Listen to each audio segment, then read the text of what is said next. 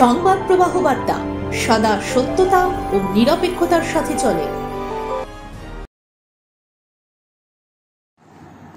রাত দুপুরে চোরের তাণ্ডব শুধুমাত্র একটি নয়, একই গ্রামের ছটি বাড়িতে বাড়ির লোকজনের চোখ এড়িয়ে চুরি হয়ে গেল নগদ টাকা ও মূল্যবান অন্যান্য সামগ্রী।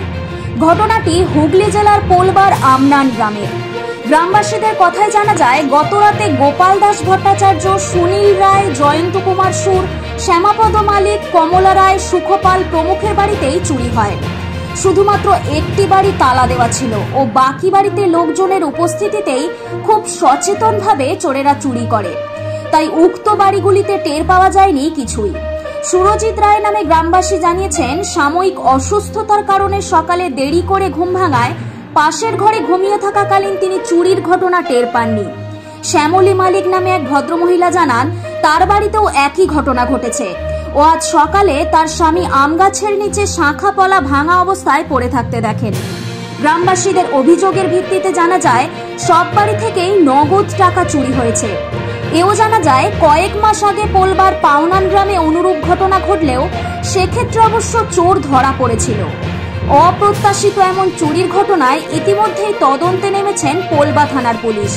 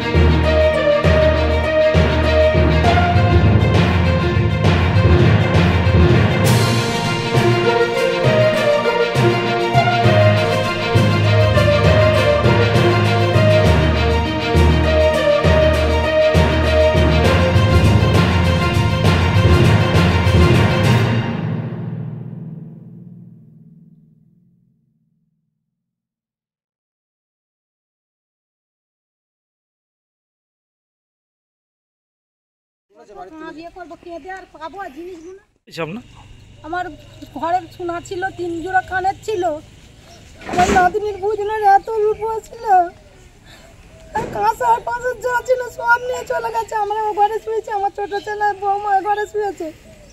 আমরা কিচ্ছু বুঝতে পারলাম না যে এত আমাদের সব নিয়ে চলে যাবে। আমরা তো গরিব মানুষ, ছাগল বিক্রি করেছি সেই সব 15,000 টাকা, ছেলেটার গাড়ির টাকা, আমার বড় ছেলে কারেন্টের কাজ করে ওর টাকা সব আমরা ওই গাড়িতেই রেখি। সব বৌমার হাতেই থাকে।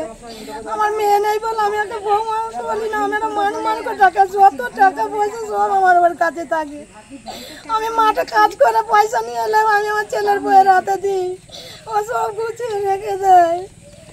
খালি সে পাতলা গিলাসগুলো, বাটিগুলো এগুলো নিয়ে যায়নি, বড় বড় তালাগুলো নিয়ে গেছে। আজকে সকালে উঠেই জানতে পারি যে এ পাড়ায় ও পাড়ায় সব 6টা বাড়িতে চুরি হয়েছে। তারপর জানলাম আমাদের পাশের বাড়ি একদম এই বাড়িতেও চুরি হয়েছে। গিয়ে দেখলাম সব আলমারি ফালমারি সব ভেঙেছে। 2 মাস আগে একটা রাকেশ সুরের বাড়িতে চুরি হয়েছে। তার ঠিক 1 বছর আগে আমার দোকান পঞ্চায়েতের সামনে, সেই দোকানে চুরি হলো। কিন্তু এরকমভাবে চলতে থাকলে গ্রামের মানুষের নিরাপত্তা কোথায়? পুলিশ প্রশাসনকে আরেকটু সজাগ থাকতে হবে, নাহলে এরকমভাবে চলতে থাকলে তো বাড়ির মা বোনেরা কেউ বাড়ির বাইরে বেরোতে পারবে না। চোর ধরার জন্য পুলিশকে সক্রিয় হতে হবে, অনুরোধ করা হচ্ছে।